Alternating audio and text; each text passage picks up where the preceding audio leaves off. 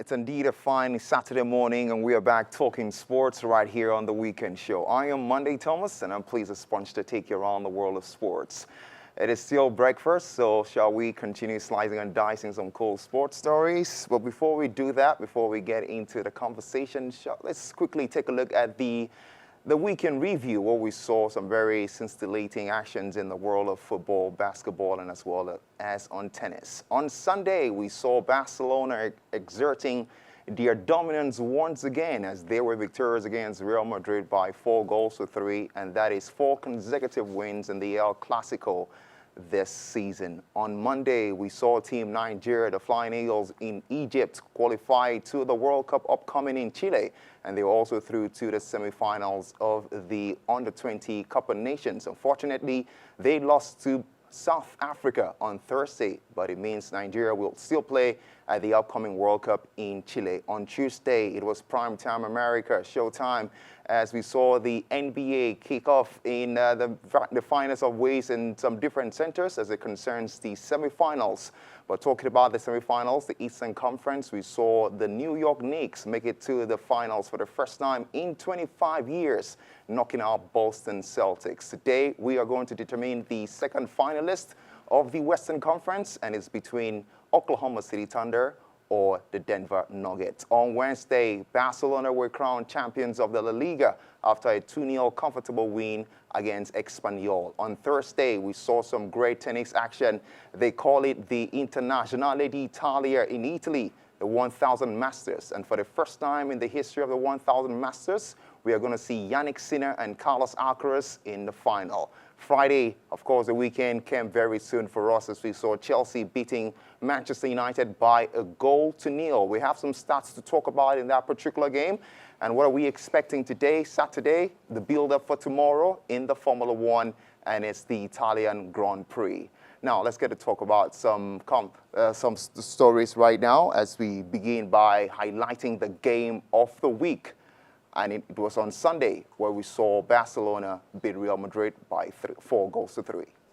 Oh, watch out here, Rafinha's in, this should be 4, Rafinha, Ferran, Rafinha is 4, Barcelona are running right at Montjuic in the Clásico, it's him again. The game of the week, of course, ushering us into a very fantastic week of sports. And we later on saw some exciting encounters in the Under-20 Africa Cup of Nations, which we are going to talk about on the show. Tomorrow happens to be the finals. But let's quickly start by talking about the El Clasico and Barcelona's dominance in the Spanish La Liga this season, the Spanish football this season. They've won the Copa del Rey, they've won the Super Cup.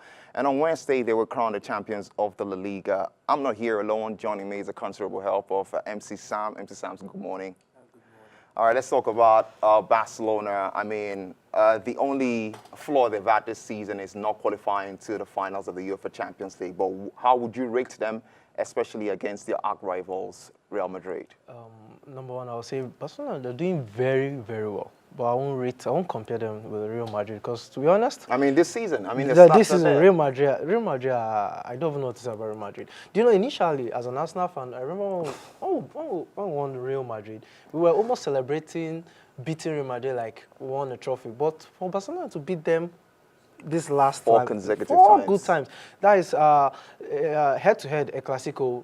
Madrid is winning 105, Barcelona 104. That means Barcelona had to reduce the space, the gap. Like, beating Madrid is now like a normal thing. The most annoying part that annoyed me was they were winning 2 goals, 2-0. And Barcelona were still relaxed. And they knew, first half, as in they were winning 2-0 at 20-something minutes. And before 40 minutes, Barca was already leading. No, that is annoying. All right, many people are saying this season that leading against Barcelona is a perfect recipe for disaster because we've seen so many times this season Barcelona come down after trailing by 1 or 2 goals to win that particular game. Now, we're going to return to Europe, but before we do that, last week, Saturday, we were here to tell you about what is going to happen in Abuja. And yes, on Thursday, we saw the first game of the Academy League, if we can have the results on the screens and as well as the fixture. The first game saw defending champions NTIC beat Royal Family Academy by 3-0. All 3 goals were scored by Abraham Shegun who was the man of the match. And here on your screens, you have some fixtures coming up for Tuesday and the rest of a very busy week we have ahead of us. Duvet International School will be in action. Premier International Schools will also be in action as it concerns the Academy League. Still talking about the Academy League, let's hear of the man of the match of the opening ceremony, Abraham Shegun. And from the moment that you put that ball down for that first free kick, it's like you took over the game. What went through your mind when you were stepping up there? Because like when the game actually starts, I didn't know how to process one very well. Like I need to read the game before I will process. When I saw that the game is already, it's people that I can play with and show my talents and show my hard working. That's the reason why I just let me see them just put out the free kick and I scored the free kick and I thank God that he went inside the goal post. But after that free kick, Shege, you didn't stop there. You were relentless. You were left, right, center, dribble, everything was there. What was the why were you the difference today? So it's because I want to play like Jude Bellingham, and I Jude love Bellingham. Yes, because I love the way he used to play. He move everywhere, he defends, he attack, and he has a good talent. I want to be like him one day. Football is not about your last game. It's all about your next game. You scored a hat trick today. What can we expect from you for the rest of the season? Actually, I don't like. This is my first hat trick in my life I've ever scored. Wow, your first ever hat trick. Give me a round of applause, everybody. So, I'm happy. Fantastic one, Abraham Shegun with a hat trick. Of course, a hat trick hero, and is definitely worth the celebration. All right, we have some games coming up on Tuesday, Wednesday, and Thursday as it concerns the Academy League. Talking about games, feisty one come our way this weekend, as we are not expecting some Premier League encounter today, but we have the FA Cup semi-final, I beg your pardon, which is going to be Crystal Palace taking on Manchester City. But last night, we saw Marc Cucurella coming up clutch for Chelsea, scoring that winning goal against Manchester United, and that is how the top 5 race is positioned, the feisty race to the top 5. Arsenal are still in second position. They look very comfortable until they're not. If they can't get a win against Newcastle tomorrow, that will be a different story. But let's talk about the top 5 race right now. Manchester United are completely out of it, right? We have some stats about Manchester United.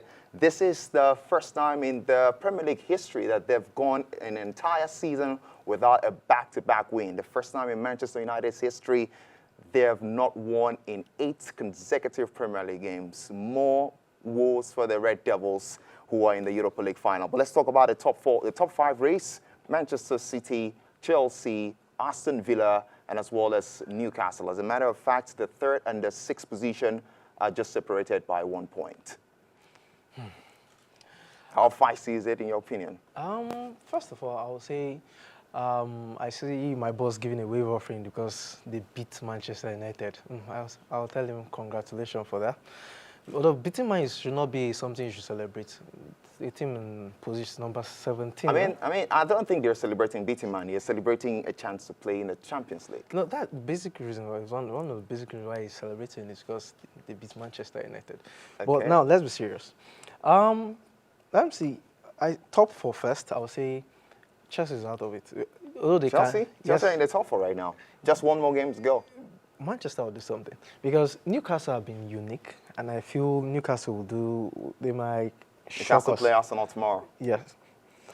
Arsenal will win or lose. We're going to be in that top 4. That is very sure. All right, we wait and find out, as well as we are waiting to find out the champions of Africa tomorrow, where South Africa will take on Morocco in Egypt for the finals. We'll also get to see the Flying Eagles. Nigeria will take on Egypt in the 3rd place qualification encounter, but nothing to really worry about because the Flying Eagles are through to the World Cup in Chile, and as well as South Africa, Morocco, and Egypt.